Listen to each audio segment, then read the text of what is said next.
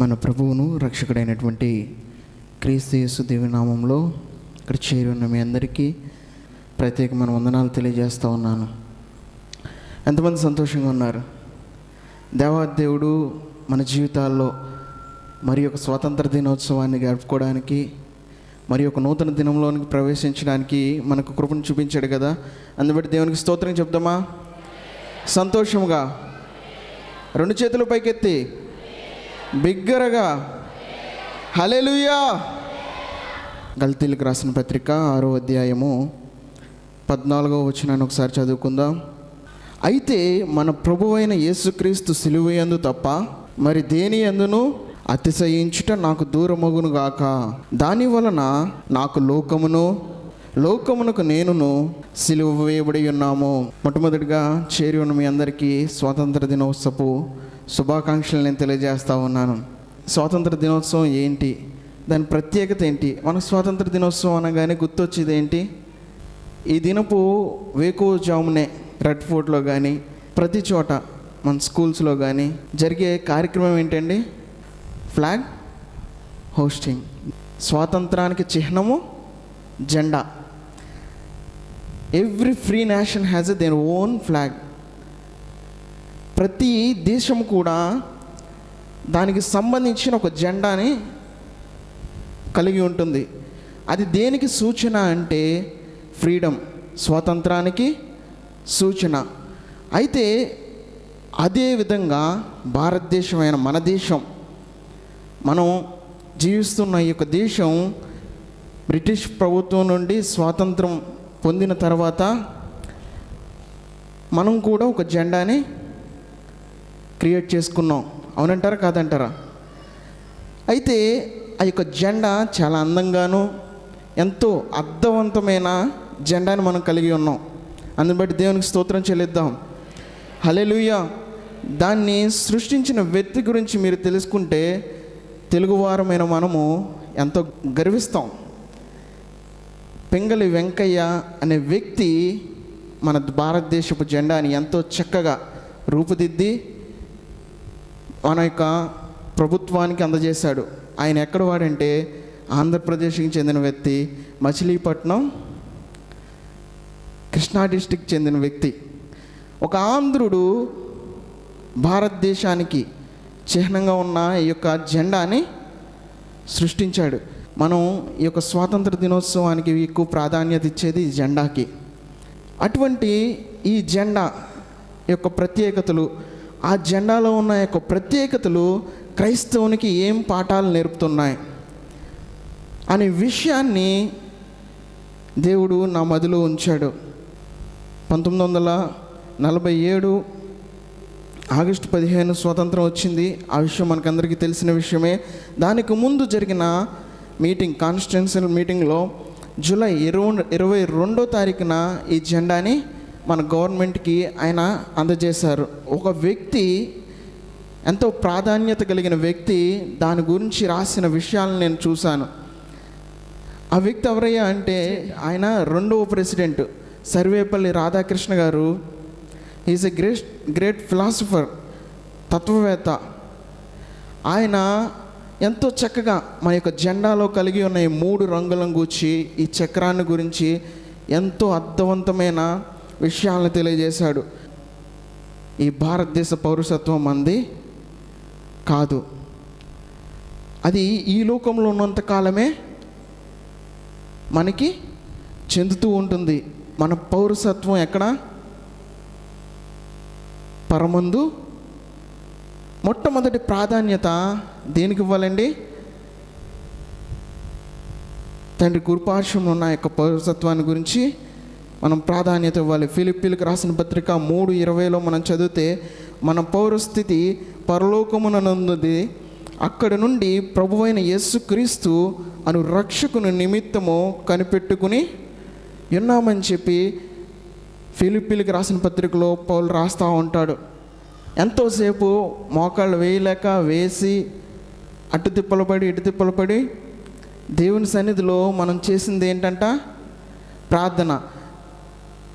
తిమోతికి రాసిన పత్రికలో 2వ అధ్యాయము 1 నుండి 5 వచనాలు చదివితే, మొదటి తిమోతి రాసిన పత్రిక 2:1 నుండి 5 చదివితే, రాజుల కొరకును, ప్రధానుల కొరకును, అధికారుల కొరకును, మన ప్రజల కొరకును, మన స్నేహితుల కొరకును, మన కుటుంబస్తుల కొరకును, ప్రతి వారి కొరకు ఎవరు ప్రార్థన చేయాలి? క్రీస్తుని ఎరిగిన, క్రీస్తు బిడ్డగా మనం చలామణి అవుతున్న మనము ఇతరుల కొరకు ప్రార్థన చేయాలి. ప్రార్థన వారి క్షేమాన్ని కోరాలంట. మొట్టమొదటిగా ఆ క్షేమాన్ని కోరినప్పుడు మనము క్షేమంగా ఉంటాం. మన యొక్క జెండాలో ఎంతో అందమైన జెండా అని చెప్పాను. ఫస్ట్ కలర్ ఏంటండి? సాఫ్రాన్, కాషాయ కలరు. రెండవది వైట్ కలర్. మూడవది డార్క్ గ్రీన్. ఈ జెండాను గురించి ఆయన వివరించిన విధానం ఇలా ఉంది. సాఫ్రాన్ కలర్ని మనం చూస్తూ ఉంటే సాక్రిఫిషియల్ లైఫ్ గురించి, త్యాగంతో కూడిన ఆ యొక్క జీవితాన్ని గురించి ఆయన ఎంతో వివరంగా రాశాడు. నిస్వార్థమైన జీవితం. ఈ కాషాయ రంగు వేసుకున్న దుస్తులు వేసుకున్న వ్యక్తి యొక్క జీవితం ఏంటంటే, తన శరీరేక, ఈ లోక సంబంధమైన ఆలోచనలు, వాటన్నిటి యందు జయించి దైవభక్తిలో దేవుని యందు దృష్టి పెట్టి జీవించాలనేదే ఆ కాషాయ రంగు వేసుకున్న ఆ యొక్క వ్యక్తి యొక్క ఆలోచన. అయితే క్రైస్తవులు గర్వించదగ్గ విషయం ఏంటంటే, సాధు సుందర్ సింగ్ అనే ఒక వ్యక్తి అదే కాషాయ వస్త్రంతో మన దేశమంతా తిరిగి దేవుని యొక్క సువార్తను, దేవుని యొక్క నీతిని, దేవుని యొక్క రాజ్య వ్యాప్తి కొరకు, దేవుని యొక్క గొప్పతనాన్ని అదే కాషాయ వస్త్రాలతో ప్రకటించాడు. ఆయన జీవితం అనేకులకు మాదిరిగా ఉంది. అయితే ఈరోజు నేను ఇక్కడ కూర్చున్న మనము ఆ యొక్క బాహ్యమైన కాషాయ వస్త్రాలు వేసుకోవాలని నేను చెప్పను, కానీ క్రైస్తవ విలువలను మన వస్త్రాలుగా ధరించుకోవాలి. ప్రభు యొక్క శిలువ పట్ల ఆయన అతిశయిస్తూ ఉన్నాడు. ఆయన జీవితాన్ని మనం చూస్తూ ఉంటే రోమీయులకు రాసిన పత్రిక 13వ అధ్యాయం 14వ వచనంలో ఇట్లా తెలియజేస్తూ ఉంటాడు. ప్రభు అయిన క్రీస్తును ధరించుకుని వారే శరీరీచ్ఛలను నెరవేర్చుకున్నటకు శరీర విషయమైన వాటి యందు కాదంట ఆయన దృష్టి, దేవుని యందు ఆయన దృష్టి పెట్టి ఉన్నాడంట. మన జీవితంలో కూడా క్రైస్తవులం అని చెప్పుకునే మనము, ఈ యొక్క జెండాకి సెల్యూట్ చేసే మనము, మన ప్రాధాన్యత ఇక్కడ కనిపించే ఈ రంగులకు కాదు, కానీ మన జీవితంలో క్రీస్తుకి ప్రాధాన్యత కలిగి ఉండాలి. లూకా రాసిన సువార్త 9వ అధ్యాయము 23వ వచనాన్ని చూస్తే, మరియు ఎవడైనాను నన్ను వెంబడింపగోరిన ఎడల తన్ను తాను ఉపేక్షించుకుని ప్రతి దినము తన సిలువని ఎత్తుకుని నన్ను వెంబడింపవలెను.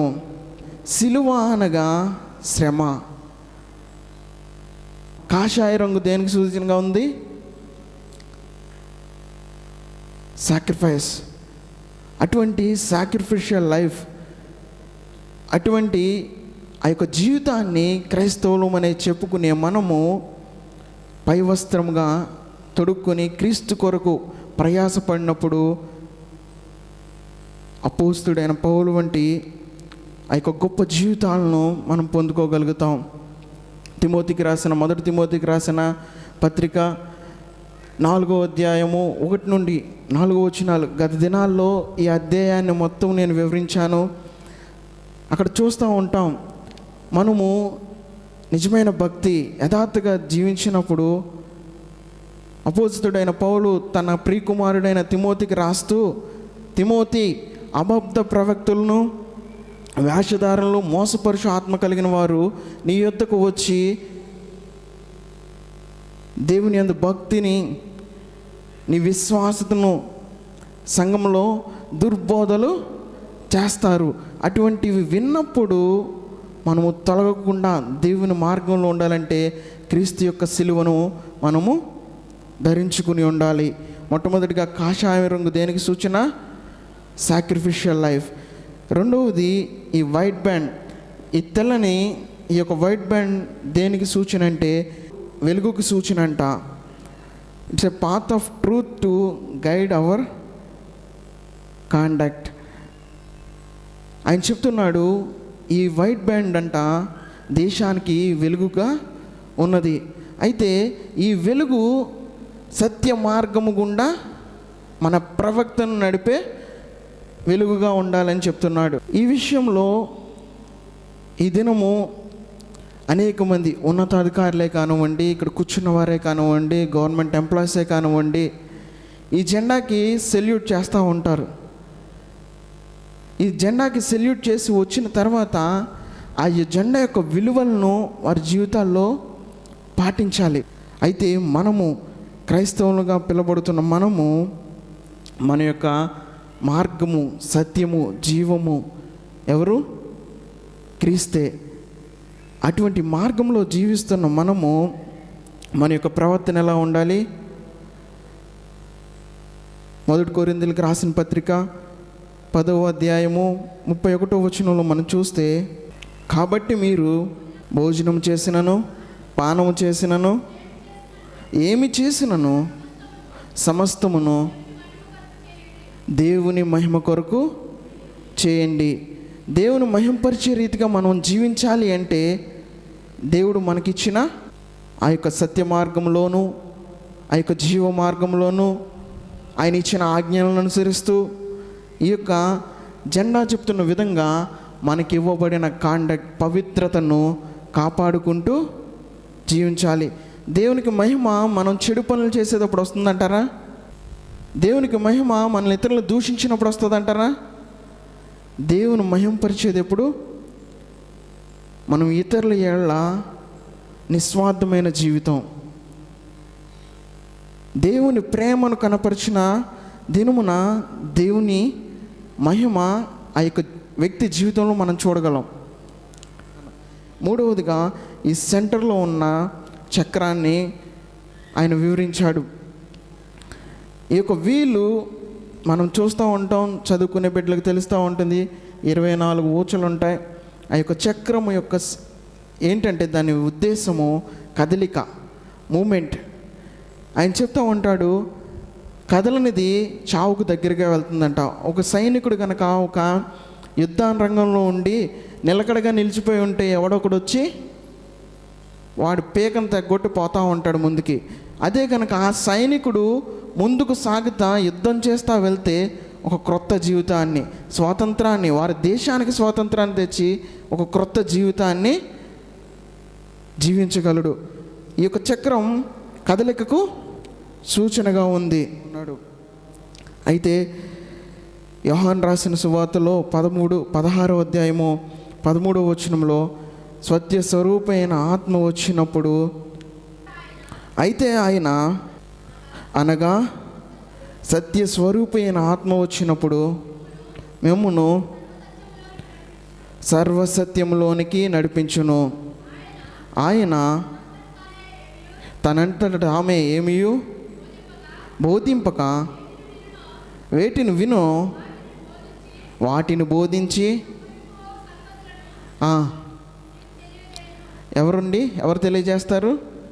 పరిశుద్ధాత్ముడు మన యొక్క కదలికలో మనకు సహాయకుడుగా మనల్ని నడిపించే వ్యక్తి మనల్ని విడిచిపెట్టాడు. ప్రభువు విడిచిపెడతా మనకి పరిశుద్ధాత్మని ఇచ్చాడు కదా. పరిశుద్ధాత్మ సహాయంతో ఆయన కలిగి ఉన్నప్పుడు, ఆయనతో ఉన్నప్పుడు ఆయన మనకు బోధిస్తాడంట. ఏం బోధిస్తాడు? మనం వినుచున్నవన్నీ, మనం చేయవలసినవన్నీ పరిశుద్ధాత్మ దేవుడు మనకు బోధిస్తూ ఉంటాడు. మన పవిత్రతను కాపాడుకోవడానికి, మన యొక్క జీవితాన్ని క్రీస్తులాగా జీవించడానికి పరిశుద్ధాత్మని మనం పొందుకుని ఆయన బోధలో మనం నడవాలని చెప్పి తెలియజేస్తూ ఉన్నాను. ఎప్పుడు మన జీవితాల్లో ఈ యొక్క వాక్య భాగం తెలియజేస్తున్నాం కదా, మన మహిమాన్ని మనం చూపించినప్పుడు, మన గొప్పని, మన కీర్తిని, మన విషయాలను గూర్చి మనం మాట్లాడి మనం చేస్తూ ఉంటే ప్రభు మహిమ పొందుడు. ఈ వాక్య భాగం తెలియజేస్తూ ఉంది, మన మహిమ, మన మొహాన్ని చూసినప్పుడు కూడా ఒక అద్దంలో మన ప్రతిబింబం ఎట్లా కనిపిస్తూ ఉంటుందో మన మొహాన్ని చూసినప్పుడు క్రీస్తు కనిపించాలంట. క్రీస్తు కనిపించాలి అంటే మనం ఎవరిని పొందుకుని ఉండాలి? పరిశుద్ధాత్మ దేవుని మనం పొందుకుని ఉండాలి. పరిశుద్ధాత్మ దేవుని పొందుకున్న నీవు నేను ఎట్లా జీవించాలి? ఆయన నడిపించిన నడవికను బట్టి, ఆయన చెప్పుచున్న కార్యములు చేస్తూ పవిత్రతను కాపాడుకుంటూ ఇతరుల ఎడల నిస్వార్థమైన జీవితం కలిగి మనం జీవించాలని నేను తెలియజేస్తూ ఉన్నాను. ఇట్లా పరిశుద్ధాత్మను పొంది ఇటువంటి జీవితాన్ని జీవించి వారి యొక్క స్థితి, వారి యొక్క ఆత్మీయ స్థితి ఎట్లా వెళ్తుంది అంటే అపోస్తలుడైన పౌలు జీవితంలో మనం చూస్తూ ఉంటాం. ఆయన చెప్తూ ఉంటాడు, గలతీయులకు రాసిన పత్రిక 5:22-23 ప్రేమ, సంతోషము, సమాధానము, దీర్ఘశాంతము, దయాళత్వము వీటన్నిటిని కలిగి ఉండాలని చెప్పి ఎంతో తేటతలుగా తెలియజేస్తూ ఉంటాడు.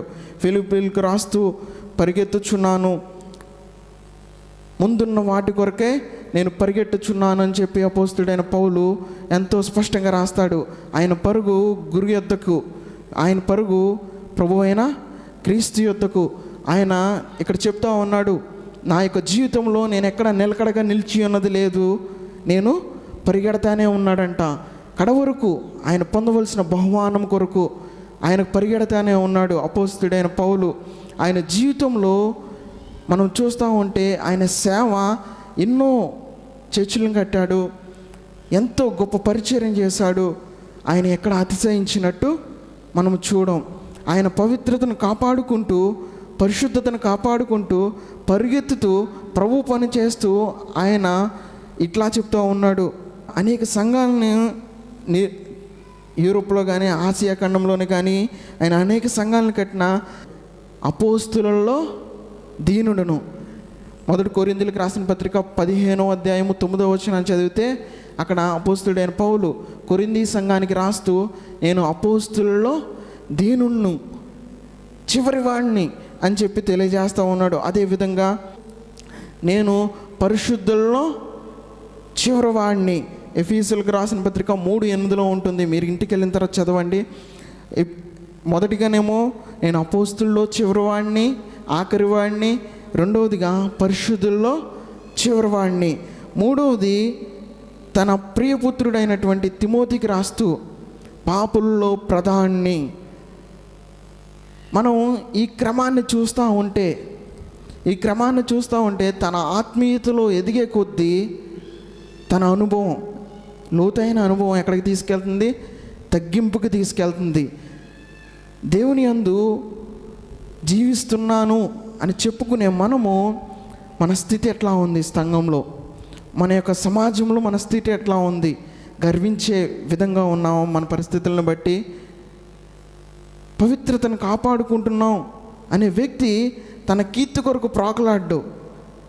పరిశుద్ధంగా జీవిస్తున్నాను, ఆత్మను పొందుకున్నాను అనే వ్యక్తి తన గొప్పతనాన్ని చాటి చెప్పుడు. తన ముఖాన్ని ప్రచారానికి పెట్టుకోడు. ప్రతిదానికి ముందు క్రీస్తు అనే ప్రతిబింబాన్ని కనుపరుస్తూ ఉంటాడు. తన స్థితిని దించుకుంటాడు, దేవుని యొక్క కీర్తిని పెంచుతూ పోతాడు తన జీవితంలో.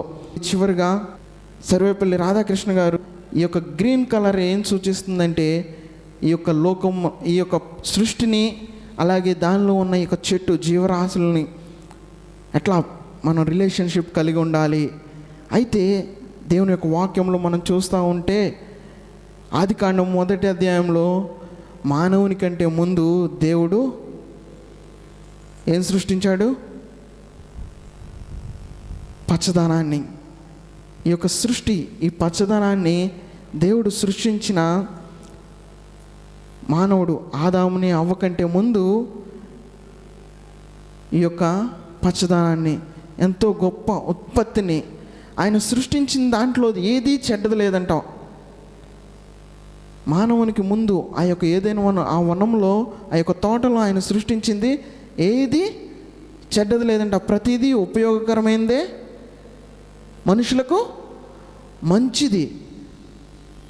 ఆయన సృష్టి ఎంతో ఆహ్లాదకరమైంది. ఆయన సృష్టి ఎంతో ఇంపైనది మనుషులకి. ఆయన సృష్టి ఎంతో ఉపయోగకరమైన సృష్టి. కానీ ఈరోజు సంఘంలో ఉన్న మనము, మన మధ్యలోకి ఒక వ్యక్తి వచ్చినప్పుడు అటువంటి అనుభవాన్ని పొందుకోగలుగుతున్నాడా? దేవుని యొక్క పిల్లలు, దేవుని యొక్క ప్రజలు వారి మధ్యలోకి వెళ్తే నా జీవితం బాగుపడుతుంది, వారితో సహవాసం ఉంటే నా జీవితం అభివృద్ధిలో ప్రధానంలో నడుస్తుంది అని ఆశించే వ్యక్తి ఈ స్థలంలోనికి వస్తే, నేను మనమని అంటలేదు కానీ క్రైస్తవులు ఓవరాల్గా మాట్లాడుతున్నా, క్రైస్తవుల మధ్యలోనికి వెళ్తే ఆ యొక్క అనుభవాన్ని ఆ యొక్క వ్యక్తి పొందుకోగలుగుతున్నాడా? క్రీస్తు యొక్క సిలువని కలిగి ఉన్న నీవు ఆ యొక్క వృక్షము. దానికి సూచన ఏంటంటే ఫలభరితమైన జీవితాన్ని జీవించాలని దేవాదేవుడు చెప్తా ఉన్నాడు. సిలువను గనక మనం మోసుకోగలిగితే, సిలువను గనక మనము కలిగి ఉండగలిగితే, ఆ యొక్క మన యొక్క జీవితాన్ని శ్రమలు, సంఘము, పరిశుద్ధత, దేవుడు అనే ఆ యొక్క ఆల్టర్ దాని మీద కనుక మనం పెట్టగలిగితే మన జీవితము ఫలభరితమైన జీవితం. కొంతమంది అయితే